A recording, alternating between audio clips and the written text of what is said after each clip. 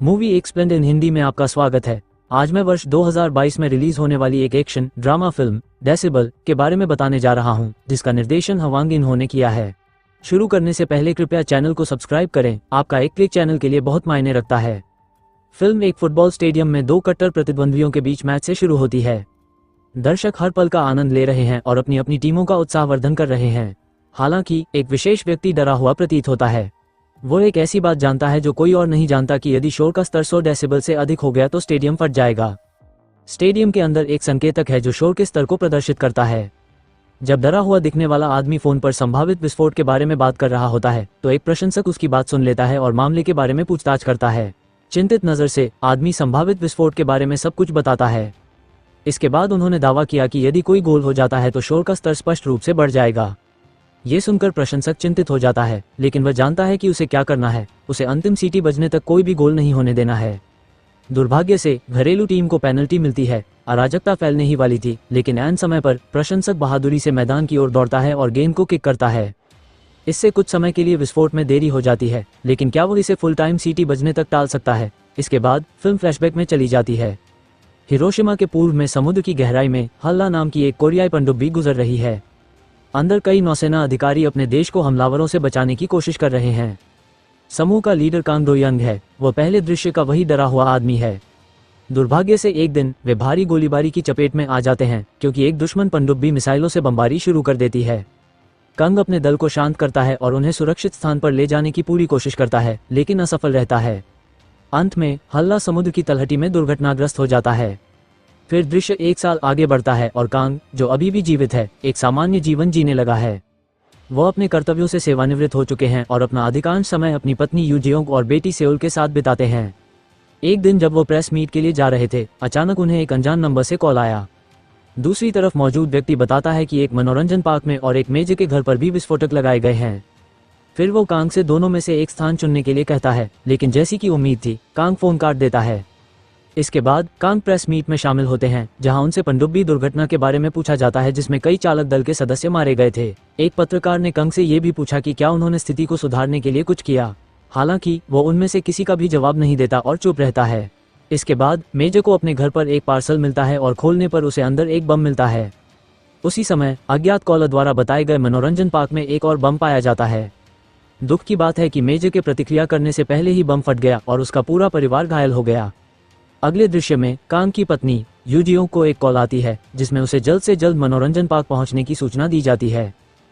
ठीक उसी समय हमलावर कांग को फोन करता है और उसे अपने फोन पर एक ऐप इंस्टॉल करने का आदेश देता है।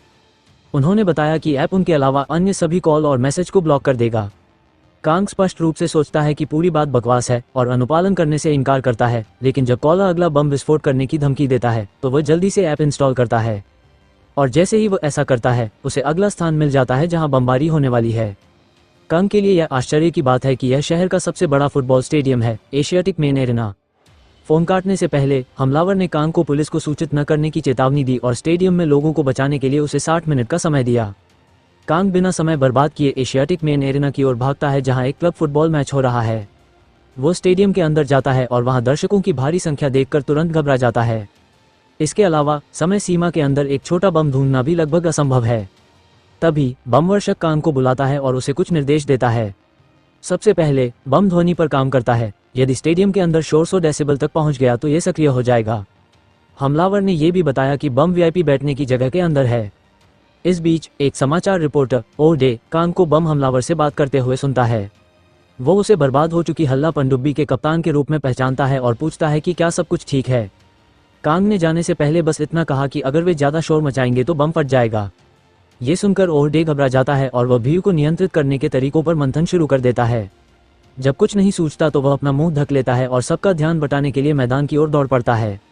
योजना कुछ समय के लिए काम करती है और भीड़ शांत हो जाती है, लेकिन जल्द ही उसे वहां से ले जाया जाता है और मैच फिर से शुरू हो जाता है। इस बीच कांग अभी भी वीआईपी बैठने की जगह की ओर जा रहा है, जो स्टेडियम की ठीक विपरीत दिशा में है। दुर्भाग्य से उसी समय मैच पेनल्टी पर चला जाता है और एक खिलाड़ी गोल कर देता है। इससे भीड़ उग्र हो जाती है और ध्वनि का स्तर आसानी से 100 डेसिबल को पार कर जाता है, जिससे बम सक्रिय हो जाता है। इसके तुरंत बाद चिंतित कांग उस स्थान पर पहुंचता है और कमरे की बेतरतीब ढंग से तलाशी शुरू कर देता है। सौभाग्य से वो एक मछली घर के अंदर बम पाता है और उसे बाहर निकाल लेता है। फिर वो वीआईपी क्षेत्र में मौजूद सभी लोगों को वहां से निकल जाने के लिए कहता है। सभी लोग इसका पालन करते हैं और वे सुरक्षित स्थान की ओर भागते हैं। हालांकि बम टाइमर पर केवल 5 सेकंड के साथ एक बच्चा पीछे रह जाता है। कांग, जो पहले से ही बाहर है, ये देखता है और बच्चे को बचाने के लिए दौड़ता है। वो उसके शरीर को अपने शरीर से ढक लेता है और उसी समय बम फट जाता है। सौभाग्य से वे दोनों बच जाते हैं और जैसे ही कांग छोटे बच्चे को पकड़े हुए कमरे से बाहर निकलता है, हर कोई सम्मान के साथ उसके लिए ताली बजाता है। बाद में जब कांग स्टेडियम से बाहर निकल रहा होता है तो उसे फिर से हमलावर का फोन आता है, जो उसके अगले लक्ष्य का खुलासा करता है। यह एक स्थानीय स्विमिंग पूल रिजॉर्ट निकला, जो हमेशा लोगों से भरा रहता है। टाइमर भी शुरू हो जाता है, जो ठीक 60 मिनट का होता है। चूंकि रिजॉर्ट बहुत दूर है, इसलिए कांग ने रिपोर्टर ओल्डे से एक दिन के लिए अपनी कार उधार देने के लिए कहा।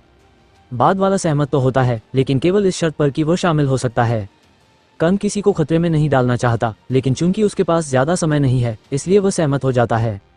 दूसरी ओर जब सियोल अकेली घर लौट रही होती है तो उसका अपहरण हो जाता है। इस बीच कांग अपने बेहतरीन ड्राइविंग कौशल का प्रदर्शन करता है और कुछ ही मिनटों में रिजॉर्ट तक पहुंचने में कामयाब हो जाता है, लेकिन इस प्रक्रिया में वो हर संभव यातायात नियम तोड़ देता है। ठीक उसी समय कांग को हमलावर का फोन आता है और इस बार उसे एक तस्वीर भी मिलती है। यह उनकी बेटी सेओल की है, जिसे बांधकर एक काली कार के अंदर रखा गया है। ये चित्र कांग को तोड़ देता है, लेकिन वह जल्दी से खुद को संभाल लेता है और अपने काम पर ध्यान केंद्रित करता है। इसके बाद वो स्विमिंग पूल की ओर जाता है, लेकिन इससे पहले वो ओल्डे को काली कार की तलाश करने का आदेश देता है। कुछ ही देर बाद कांग इलाके के आसपास बम की तलाश शुरू कर देता है। उन्हें संदेह है कि यह पिछली बार की तरह पानी के अंदर है और आश्चर्यजनक रूप से वो सही हैं। करीब से देखने के लिए कांग पूल के अंदर गोता लगाता है और उसे निष्क्रिय करने की कोशिश करता है। दूसरी ओर मनोरंजन पार्क में उसकी पत्नी यूजियोंग बम सूट पहनकर घटनास्थल पर पहुंची है। पता चला कि वह शहर की सबसे अच्छी बम डिफ्यूजरों में से एक है और इसीलिए उसे बुलाया गया है। दुर्भाग्यवश जब वो ध्यान केंद्रित करने की कोशिश कर रही होती है तो पास के अपार्टमेंट में रहने वाला एक दंपति जोर से शोर मचाता है। इससे बम सक्रिय हो जाता है और घड़ी चलने लगती है। इस अवसर पर हमें 2 स्थानों स्विमिंग पूल और मनोरंजन पार्क के दृश्य दिखाए जाते हैं, जहां पति पत्नी बमों को निष्क्रिय करने का प्रयास कर रहे हैं। दोनों जगहों पर स्थिति तनावपूर्ण है और अंत में वे अपने शरीर से बम को बचाने का फैसला करते हैं, उम्मीद करते हैं कि इससे लोगों को बचाया जा सकेगा। हालांकि जब टाइमर खत्म हो जाता है तो कुछ नहीं होता। मनोरंजन पार्क के अधिकारी मानते हैं कि यह एक शरारत है, लेकिन ठीक उसी समय कंग को एक कॉल प्राप्त होती है जो उसकी पत्नी के पास लगे टाइमर से जुड़ी होती है। अब वे दोनों एक दूसरे को सुन सकते हैं। यूजियोंग टाइमर के अंदर अपनी अपहृत बेटी की तस्वीर भी देख सकती है। फिर बमवर्षक बोलता है और बताता है कि जहां यूजियोंग खड़ा है वहां जमीन के नीचे एक बड़ा विस्फोटक रखा गया है। वो भाग सकती है, लेकिन अगर वो ऐसा करती है तो छोटी सियोल मर जाएगी। कंग, जो सब कुछ सुन रहा है, अपनी पत्नी से भाग जाने की विनती करता है, लेकिन वह 1 इंच भी नहीं हिलती। थोड़ी देर बाद एक बड़ा विस्फोट होता है, जिससे वो कुछ मीटर दूर जा गिरती है। पार्किंग स्थल पर ओल्डे को वह काली कार मिल जाती है जिसे वह ढूंढ रहा था और किसी तरह वह उसका दरवाजा खोल देता है। लेकिन जैसे ही वह ऐसा करता है, एक छोटा विस्फोट होता है जिससे उसे मामूली चोटें आती हैं। कंग भी घटनास्थल पर पहुंचता है, लेकिन उसे कार के अंदर अपनी बेटी का कोई निशान नहीं मिलता। अगले दृश्य में हमें अंततः सभी आतंकवादी हमलों के पीछे के मास्टरमाइंड को दिखाया गया है। वो ताई सेओंग हैं, पूर्व नौसेना, जो हल्ला पनडुब्बी का हिस्सा थे जब उस पर हमला हुआ था। उसका भाई भी पनडुब्बी में था, लेकिन उस दुर्भाग्यपूर्ण दिन उसकी मृत्यु हो गई। अब ताई सेओंग ये सब सरकार और कांग से उनके मनमाने फैसलों का बदला लेने के लिए कर रहा है। दूसरी ओर शहर के अनुभाग प्रमुख अधिकारी यंग हान को मनोरंजन पार्क में हुए विस्फोट के बारे में सूचित किया जाता है। उन्हें यह भी बताया जाता है कि बम निष्क्रिय करने वाली यूजियोंग अभी भी जीवित है, जो उसे बम वर्षक के लिए एक स्पष्ट लक्ष्य बनाता है। इसलिए यंग हैंग अपने ड्राइवर से उसे तुरंत अस्पताल ले जाने के लिए कहता है। लेकिन उनके पहुंचने से पहले ताई सेओंग जंग यू के मेडिकल रूम में प्रवेश करता है और उसके सुरक्षा गार्ड को मार देता है। दूसरी ओर कांग और ओल्डे एक पूर्व नौसेना अधिकारी से मिलने जाते हैं और ताई सेओंग के ठिकाने के बारे में पूछताछ करते हैं।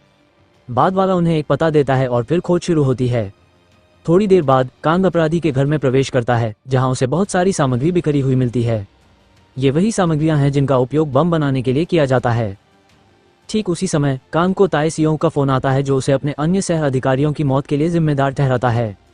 कंग खुद को सही ठहराने की पूरी कोशिश करता है, लेकिन ताई सेओंग उसकी बात नहीं सुनता और उसे मिस्ट होटल में मिलने का सुझाव देता है।